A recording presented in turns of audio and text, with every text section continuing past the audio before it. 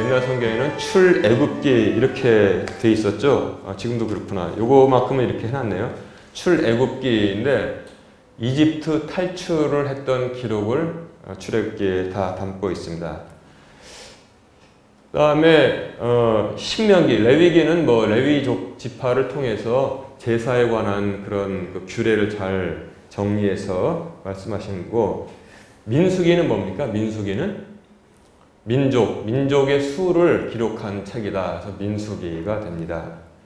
근데 신명기는 뭘까요? 그러면 하나님을 신이라고 그러잖아. 안 믿는 사람들은 신의 명령을, 하나님의 명령을 기록한 책이다. 그래서 신명기 이렇게 부르고 있습니다. 신명기.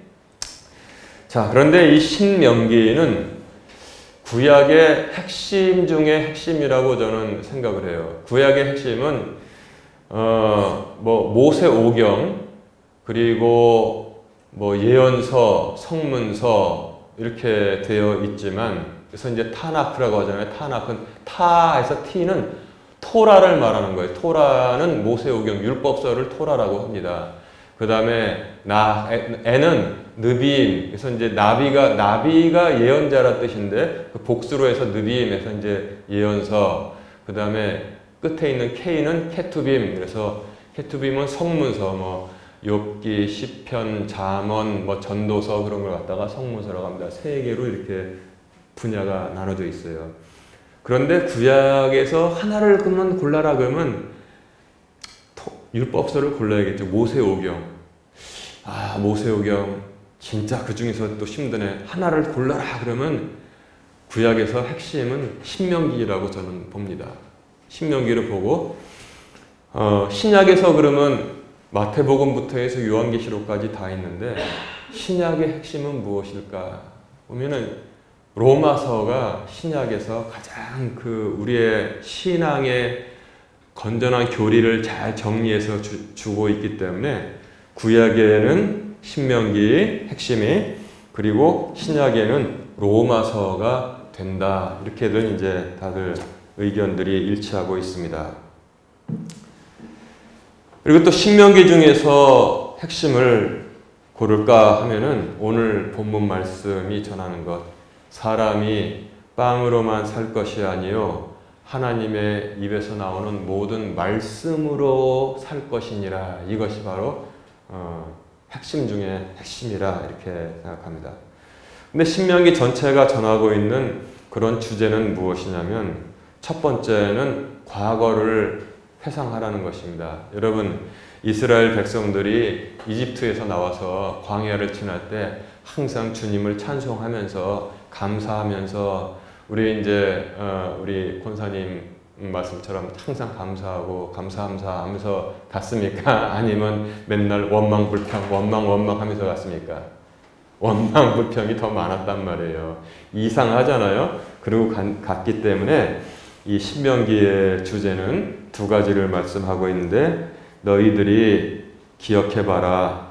과거에는 불순종했지만 그러나 새 땅에 들어가서는 이렇게 살아라 하고 원칙을 주시는 거예요. 그러니까 기억하라, 그리고 새 원칙을 주시는 것입니다. 그래서 신명기에 보면 새 땅에서 들어가 사는 그런 믿음의 태도가 잘 기록이 되어 있어요. 이렇게 양식이 기록되어 있습니다. 그래서 제사를 지내는 법도 나와 있지만, 그러나 그 모든 것보다도 뛰어난 것이 뭐냐면 내 이웃을 내 몸과 같이, 하나님을 사랑하고 내 이웃을 내 몸과 같이 사랑하라고 했잖아요. 내 이웃을 내 몸과 같이 사랑하는데, 그것에서 어떠한 예를 들어서 설명하고 있는데, 참 어떻게 보면 문학적이기도 하고 굉장히 가슴에 와닿게 쉽게 이해할 수 있도록 말씀을 해 주십니다. 어떻게 하냐면, 내가 이제 밭에서 추수할 때 낫을 가지고 들어갔잖아요, 옛날에. 그래서 낫을 가지고 이제 이렇게 추수를 하지 않습니까? 그러면 그걸 단으로 묶지 않습니까? 단으로 묶어서 이렇게 가지고 밖으로 나와서 집에 가져가려고 할 때 뭐가 하나 툭 떨어지잖아요, 밖으로. 그럼 그거 주워오라고 했습니까? 주지 말라고 했습니까? 그거 주지 말고 남겨두라는 거예요. 그리고 추수를 할 때 다 하지 말고 그 귀퉁이 있잖아요. 한 귀퉁이는 남겨두어라 그랬습니다. 왜냐하면은 그것은 너희 중에 사는 그 이방인들, 외국에서 흘러 들어온 사람들, 이방인들, 그리고 그 다음에 과부들, 남편이 없어서 참 먹고 살기 힘든 과부들, 그 다음에 제일 불쌍한 고아들, 엄마 아빠 없어서 뭐 약한 고아들이 그거 와서 집에 가서 먹을 수 있도록 같이 그렇게 하여라, 이렇게 하나님께서 말씀해 주셨습니다.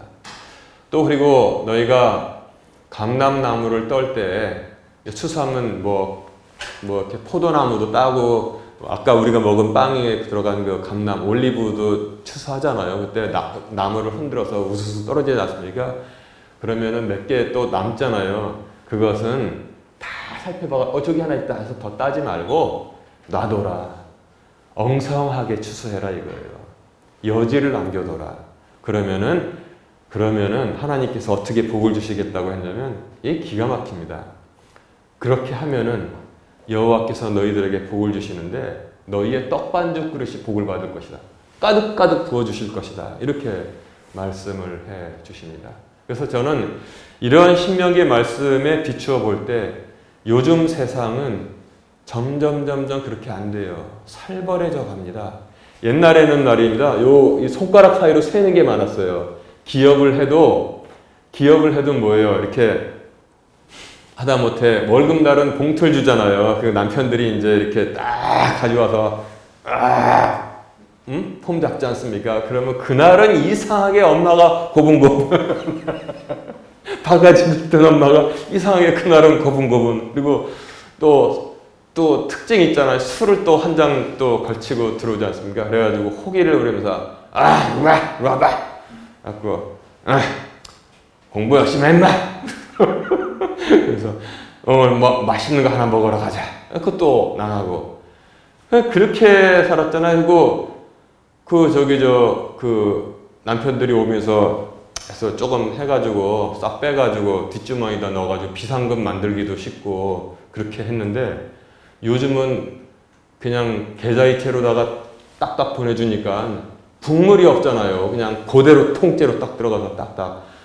회사에서도 모든 게 그렇고 결제도 그렇고 좋은 것도 있는데 여지가 없어요. 이 손가락 사이로 새어나오는 게 없는 그런 세대로 가는데 신명기의 말씀에 비춰볼 때 그렇게 좋은 거는 아니라는 생각을 제가 하게 됩니다. 그래서 좀 엉성하게 살아도 하나님께서 오히려 그런 사람들을 더 복 주신다 그렇게 말씀하는 거예요. 그래서 기업을 하더라도 정말 그 야무지게는 아니죠. 그런 걸 갖다가 진짜 요만큼도 남에게 뺏기지 않으려고 자기가 큰 기업을 했는데 밑에 있는 거래처들이 만약에 조그만 기업들이 있잖아요. 그걸 그냥 쥐어짜가지고 나만 다 먹을래. 너는 이익 하나도 못 남기게 하는 거는 그 악한 놈이라는 거예요. 신명기 말씀에 보면은 나도 이만큼 벌었으니까 저 친구도 얼마큼 벌게 해줘야겠다 해가지고 이렇게 좀 여지를 남겨주는 거 있잖아요. 그렇게들 살라고 말씀하시는데 여러분 어떻습니까? 우리는 그렇게 삽시다. 아멘? 우리는 그렇게 살아서 하나님을 기쁘시게 하고 그래서 우리가 앞으로 좀 손해보더라도 뒤에서 하나님께서 그 강력한 하나님의 장풍으로 막 채워주시고 밀어주시는데 그걸 사람이 어떻게 감당하겠냔 말이에요. 다 그래서 이렇게 은근하게 여지를 주고 살면은 남들에게도 그러면은 하나님께서 우리를 기뻐하십니다. 그렇게 살라고 신명기는 말씀하고 있는데 그것도 좋은 다 말씀이지만 아까 말씀드린 대로 하나를 딱 고르면 사람이 아까 우리도 빵 먹었잖아요. 빵으로만 살지 아니하고 주의 입에서 나오는 모든 말씀으로 사는 줄을 너희들이 알아라. 이렇게 8장 3절은 말씀하고 있습니다. 이것을 주님께서 마태복음에서도 또 인용해서 이는 사람이 빵으로만 사는 것이 아니요 주의 입으로 나오는 모든 말씀으로 살 것이니라 한 말을 너희가 들어보지 못하느냐 그 말씀을 하신 거예요. 하나님의 기쁜 뜻이 있습니다. 그래서 너희들이 광야에서 어려움을 겪었으나 거기서 굶어 죽은 사람이 있냐 이렇게 물어보시는 거예요. 거기서 굶어 죽은 사람이 있냐? 아니다. 다 내가 먹여 살렸다. 아니 도대체 광야를 지나가는데 뭐가 생겨요? 응? 과수원길을 지나가야지 뭐 따먹을 게 있지. 그러나 광야길을 하루도 아니고 이틀도 아니고 1년도 아니고 40년을 그 수많은 사람이 지나가는데 다 먹여 살렸다. 그러니까 걱정하지 말아라.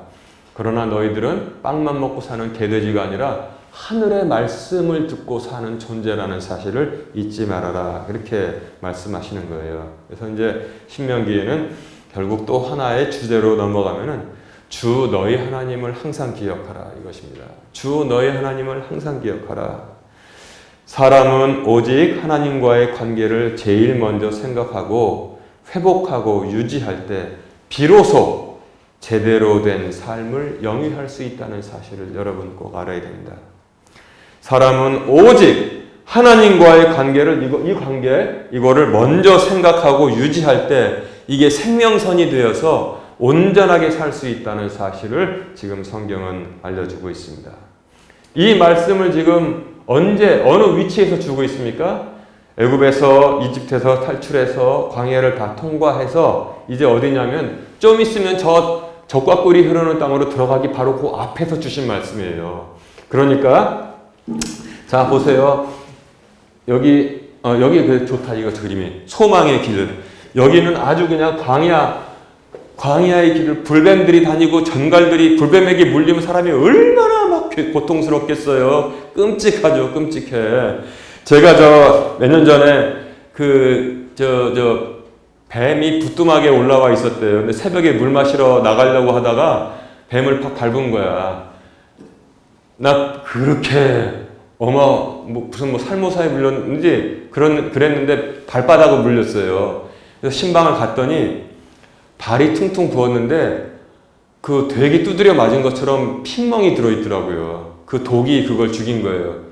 목포 여기 사는 사람이니까 119 빨리 불러가지고 병원에 가서 사는 거예요. 그러니까 그 의사가 그러더래요. 응급실에 있는 의사가 당신은 만약에 저 비금도나 시금치 잘 나는데 어디 섬에서 추자도에서 만약에 뱀을 물렸으면 이거 죽었을 것이라고 하더래요. 여기니까 삐뽀 해가지고 거기 간 거예요. 그게 우글거리는 이 광야, 전갈들이 있는 광야를, 전갈은 또 더 아프대요. 사람 쏘면은. 근데 거기를 다 통과했어요. 통과해가지고 여기 이제 멋진 젖과 꿀이 흐르는 땅으로 들어가기 직전에서 이 말씀을 주신 것입니다. 그래서 어떻게 기억하면 되냐면 뒤를 돌아보아서 과거에 불순종했던 거 너희들 기억해라. 그러면 안 된다. 그리고 여기 이제 과거를 돌아보고 그때 우리가 너무나 불순종하고 하나님께 정말 진노하게 하실 만한 나쁜 짓을 많이 했었지. 그걸 기억해서 잊지 말고 그 다음에 앞으로 볼 때는 새 땅에 그 좋은 땅에 들어가서는 이렇게 살아라. 그게 바로 이제 신명기 말씀으로 우리에게 주신 것입니다. 그래서 우리 흔히 하는 말로 고생 끝, 행복 시작. 그때 주신 것입니다. 그래서 간단하게 살펴보면은 7절에 이렇게 말씀하시고 있어요. 주 내 하나님께서 좋은 땅으로 너를 데려가시는데 거기 가서는 이렇게 살아라. 이렇게 말씀하시고 있습니다. 그리고 또 10절에 보면 내가 거기서 이제 잘 먹고 잘 살게 되잖아요. 내가 먹어 배부르게 될 때 주 내 하나님께서 내게 주신 좋은 땅으로 인해 그분을 찬송하리라. 이렇게 말씀했습니다. 근데 문제는 뭐냐면 여기에 들어가서 이제 잘 먹고 잘 살게 됐잖아요. 배부르게 됐잖아요. 그때 또 문제가 일어난다는 겁니다. 그때 배부르게 되면은 그때 또 문제가 일어난다는 겁니다. 고질병이라는 거예요. 고질병. 여러분 고질병이 뭔지 아시죠? 항상 그 병을 가지고 있어요. 항상 그 병. 그게 고질병의 재발을 조심하라는 겁니다. 병이 재발되는 거. 우리는 무슨 큰 병 걸린 거 있잖아요. 암 걸린 거, 예를 들어서 큰 병이 뭐가 있을까? 하여튼 이렇게 큰 병들 있잖아요. 그런 거 재발만 조심하려고 하는데 거기서 먹어서 배부르게 될 때 너희들의 고질병이 무엇이냐? 교만한 것, 반역하는 것, 우상 숭배하는 것, 불평하고 불만하는 것, 그게 너희들의 고질병인데 그 고질병이 도지지 않도록 조심하여라 이렇게 말씀하고 있습니다. 그 다음에 14절 보니까 제일 먼저 제가 말씀드린 것처럼 내 마음이 교만하게 된다는 거예요. 또 교만. 하나님께서 교만은 얼마나 싫어하시는지 몰라요. 하나님께서 제일 안 좋게 보시는 것이 바로 교만입니다. 사람의 교만. 교만하면 어떻게 돼요? 내가 주 하나님을 잊어버릴까 염려하노라 그랬어요. 마음이 교만해지면은 하나님을 잊어버려요. 그 마음이 교만한 사람들은 뭐냐면 내가를 많이 부릅니다. 내가 했어. 내가 하면 있잖아요. 여러분 그 신앙의 눈으로 그런 사람 만나면은 조금 좋게 부드러운 말로 권면을 하세요. 그러면 안 됩니다. 하나님께 먼저 영광을 돌려야 되는 것입니다. 뭔 소리야? 내가 능력이 있어서 내가 벌었지. 그러면 내일 모레 망한다는 거예요. 이 19절 보니까 반드시 멸망하게 되어 있다. 이렇게 말씀합니다. 그러니까 이제 이게 딱 돌아가는데 고질병을 담고 있는데 여기 좋은 땅에 들어가면은 고질병이 도져서 교만하고 반역하고 우상 숭배하고 불평하고 불만하고 그렇게 되는데 그 특징이 뭐냐면 내가 하다가 반드시 멸망하게 된다고 지금 신명기에는 말씀하고 있습니다. 17절에 잘 나오잖아요. 내 능력과 내 손의 힘으로 내가 이 재물을 얻었다. 이렇게 말한다는 거예요. 거기 항상 들어가는 게 뭐 있어요? 내가가 들어가요. 내 능력과 내 손의 힘으로 내가 이 재물을 얻었다. 우리가 흔히 하는 말로 농담으로 뭐 해요? 이 정도는 괜찮아요. 뭐 친구들 저희 할 때 뭐 하나 이제 운동하다가 꼬리를 하나 넣었어요. 그러면 뭐예요? 뭐 2명 제끼고 골을 넣었대? 친구들이 칭찬하면 나니까 그러잖아요. 그거는 이제 농담을 하는 건 되는데 생활에 있어가지고 모든 거 자기가 했다고 그러고 다니잖아요. 그럼 하나님 기뻐하시지 않습니다. 우리가 사는 동네에서는 나니까 이렇게 자랑을 하는데 경상도 가면 뭐라고 어떻게 자랑하는지 아세요? 내가 누구?